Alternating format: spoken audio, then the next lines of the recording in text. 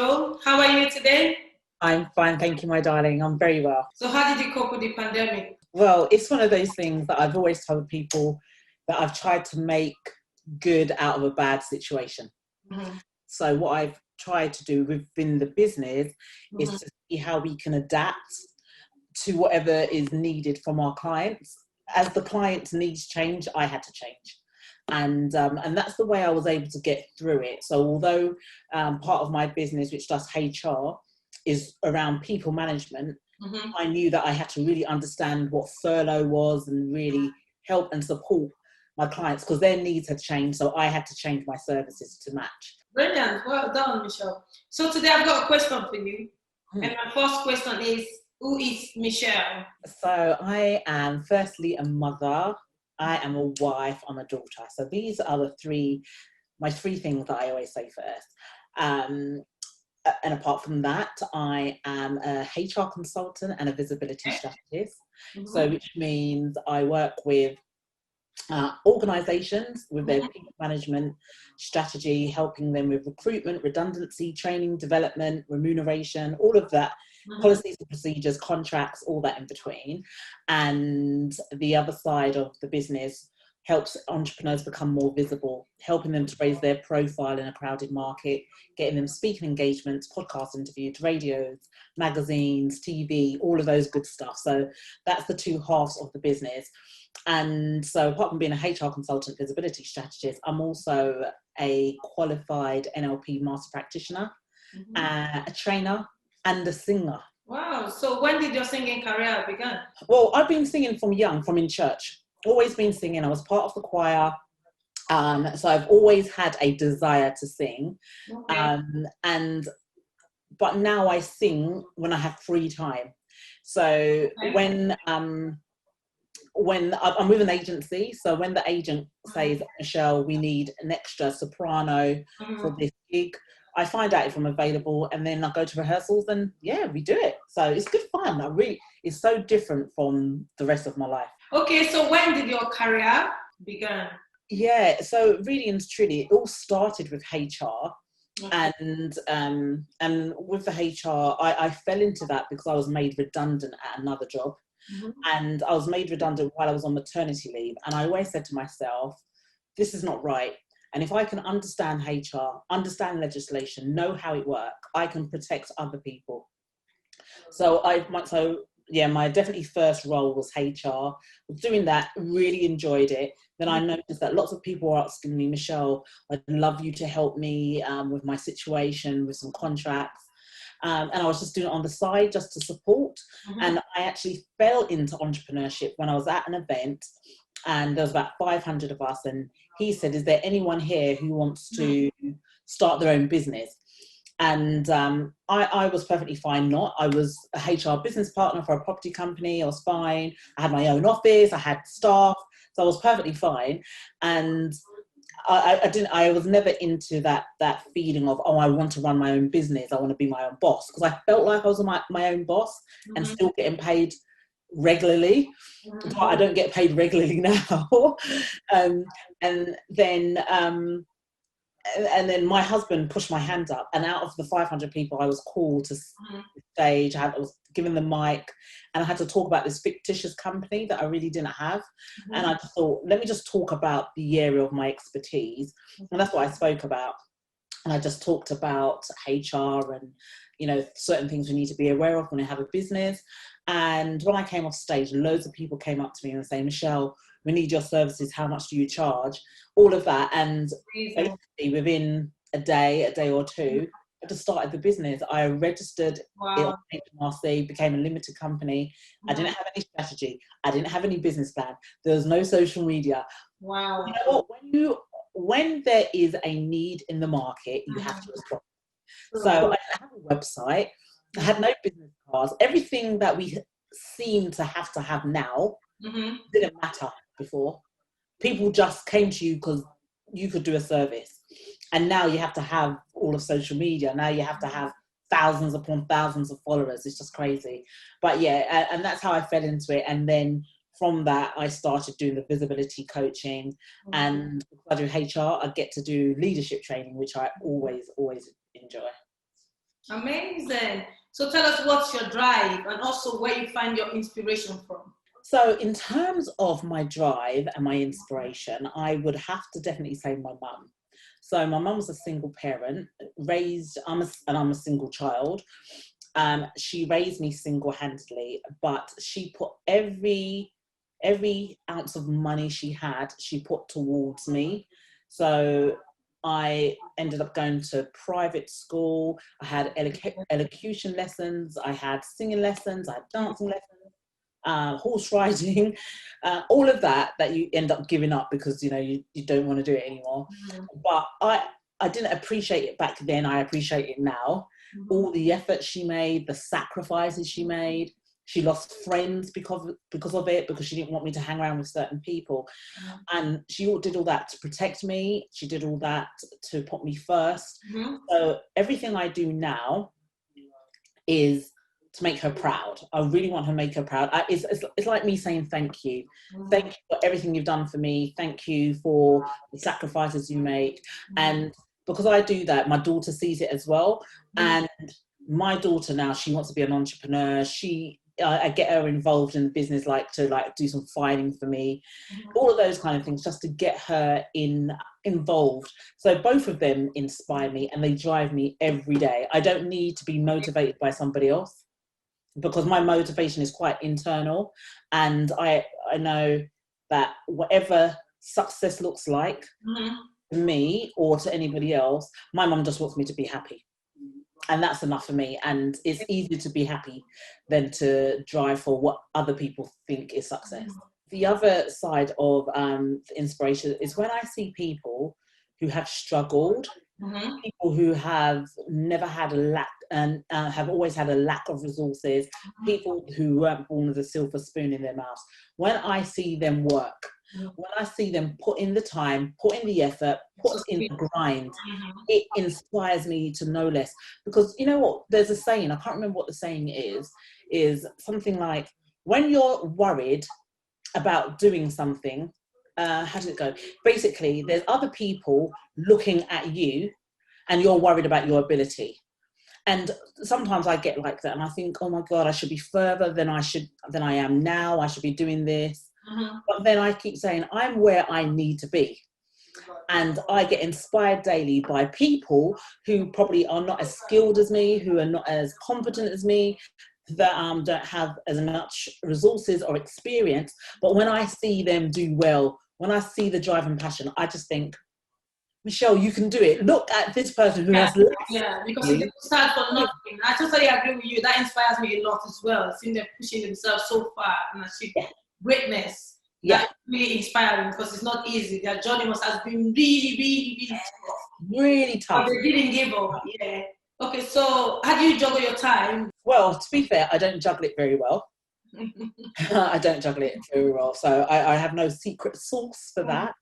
But what I tend to do in terms of my workload, I try and segment my work, because HR is very much different from the work I do with entrepreneurs.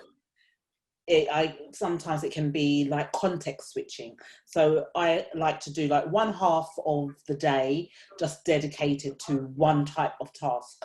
So my mind's focused on that. My energy is all around that. And then the latter part of the day, I can do something different. So that's how I balance my work. Now, how I balance the husband and the daughter, and I used to have a cat, and my mum, let's include her in the mix here because she's always at my house. That I'm still trying to find the secret solution, because I work harder than I spend time with my family. And I'm very honest and transparent about that.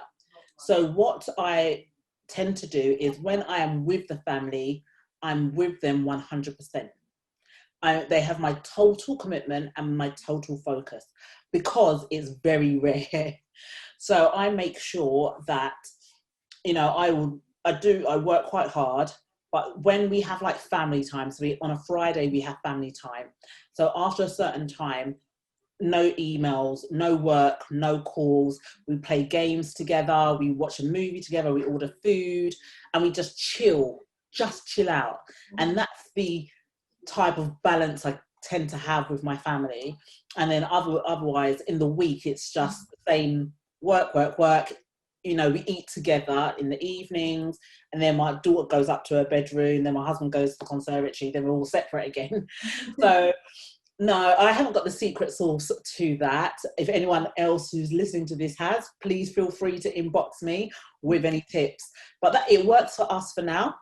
Will it work like this forever? I don't know, but it works for now. So that's how I juggle. Amazing.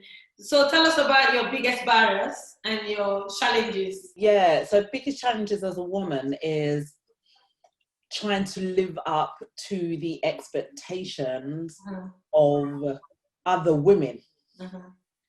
And I find that I get expectations placed on me and pressure placed on me by men and by women.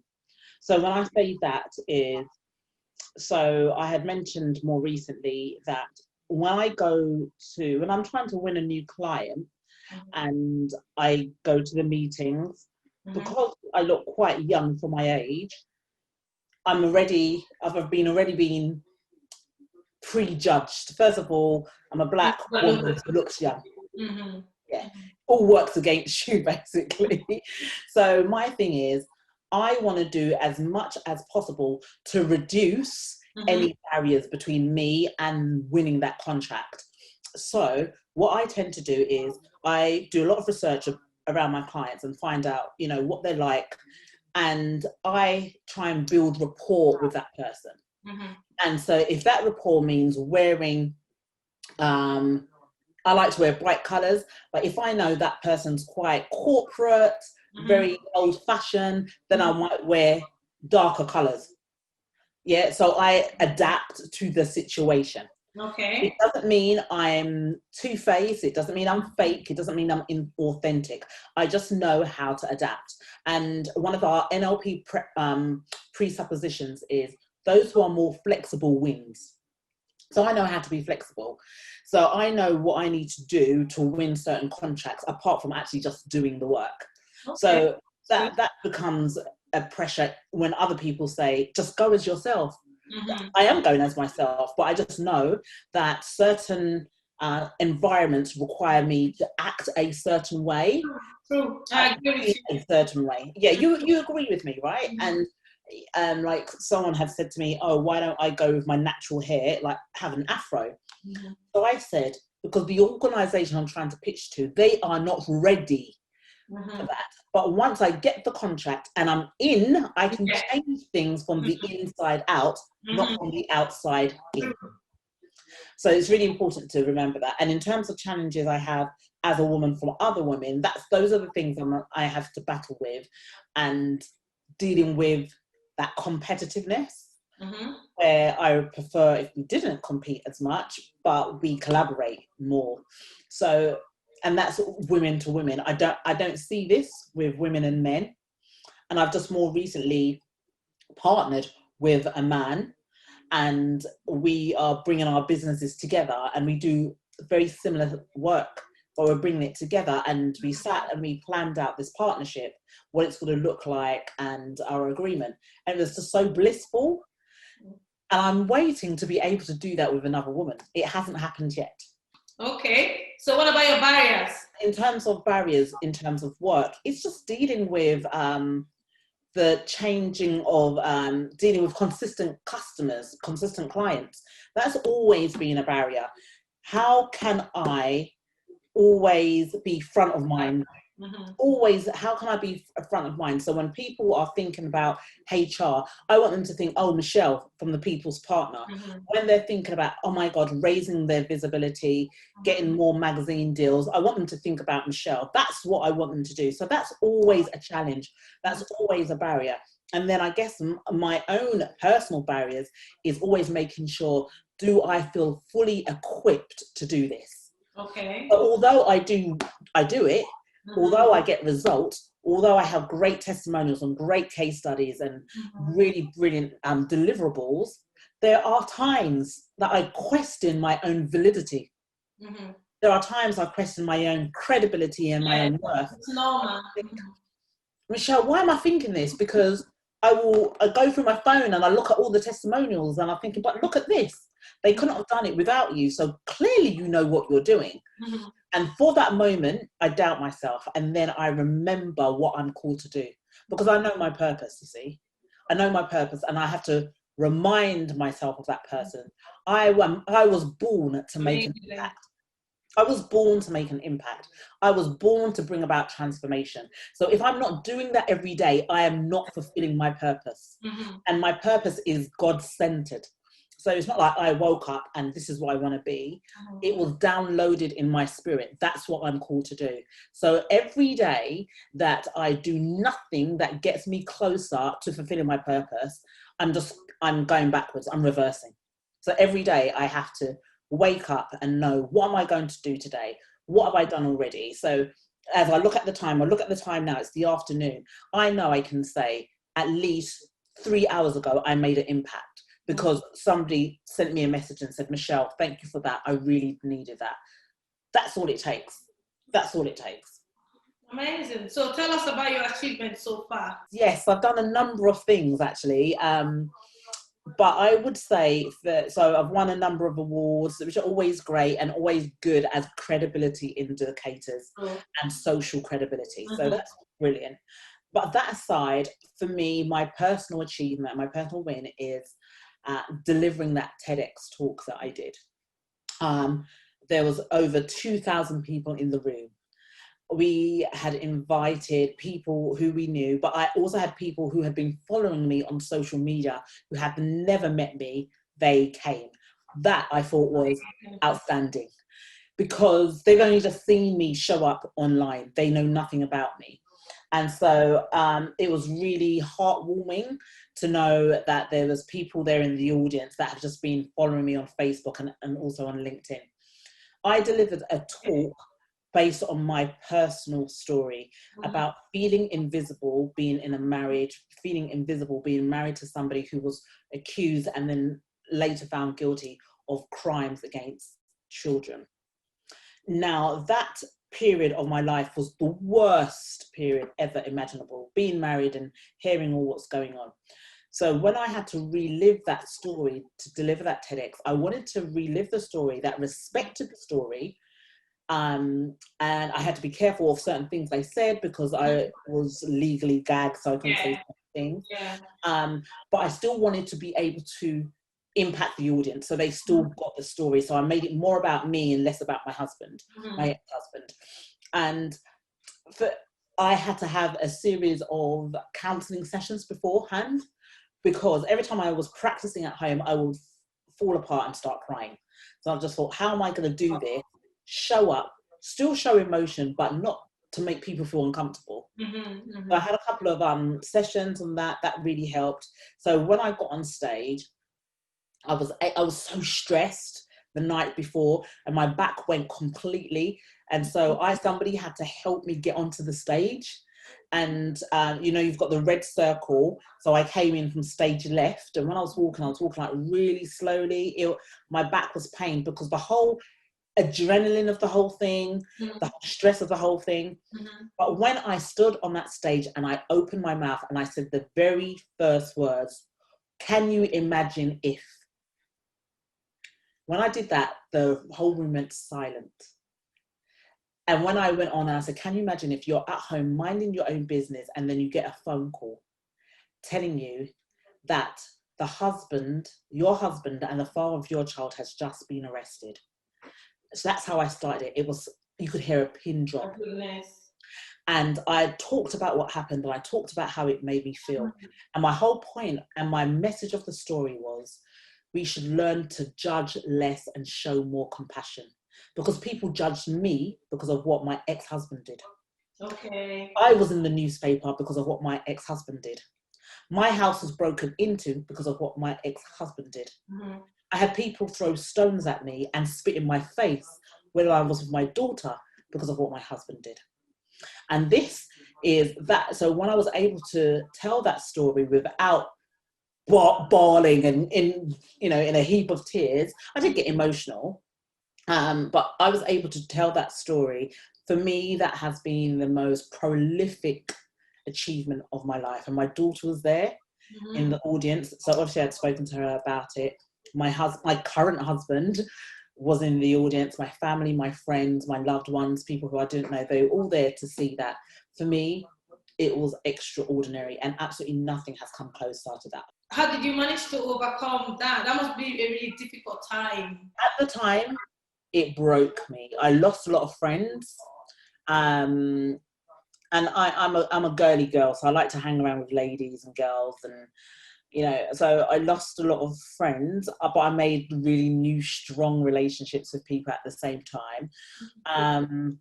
I was judged a lot. I remember going into one of the big supermarkets, and I went in with my mum, and I saw two women, and they were talking about it because it was on the newspaper, at the front of the newspaper, and I heard them talking about it, and I just listened, and my heart completely broke.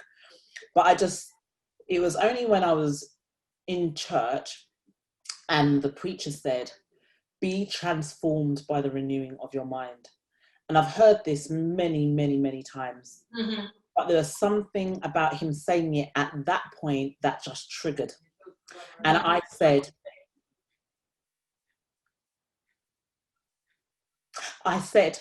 that I was born to live. And I said that I have to get out of this depression for my daughter. Mm-hmm. I had to get out of that state for my daughter, because at the time I just couldn't do anything. I wasn't getting up, I wasn't washing, I wasn't looking after my daughter. And then social services said that they were going to take my daughter away from me. And at that moment, I said, "God, change my way of thinking. Change my way of thinking." Mm-hmm. And it was like in a moment, I just had this shift. And because of that, I just got up off my seat and I said, I'm here to live.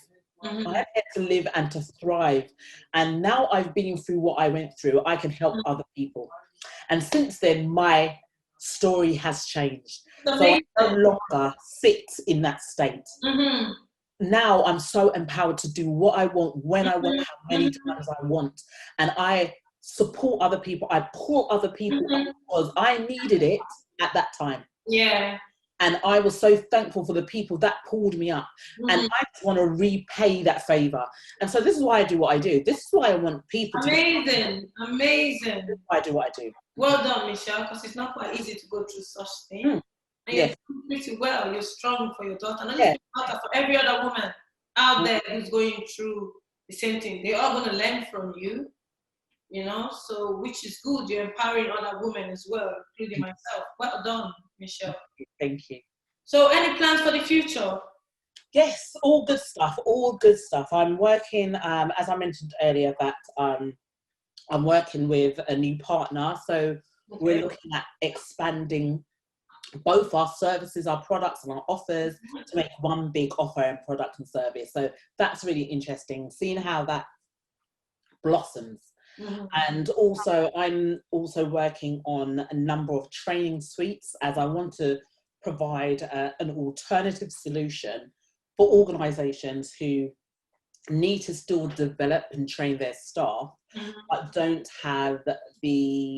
they do not have the finances, they don't have the budget to be able to pay those types of trainers. Mm-hmm. So bearing that in mind, I want to build a suite of different training solutions that they can tap into and that they can use.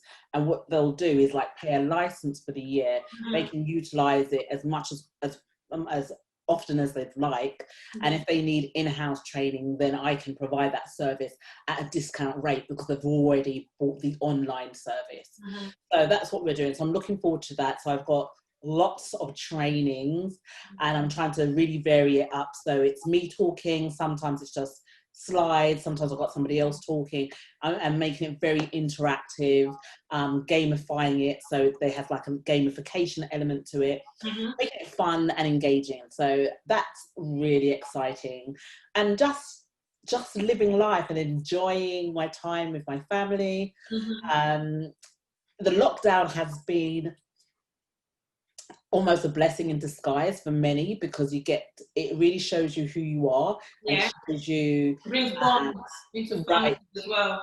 and provided time to spend with family, and that for me has been a massive bonus. So yeah, the future is most definitely bright. Yeah, but you're right. It shows you who you are. You find a lot of new things, if you know what I mean. So, which is really good.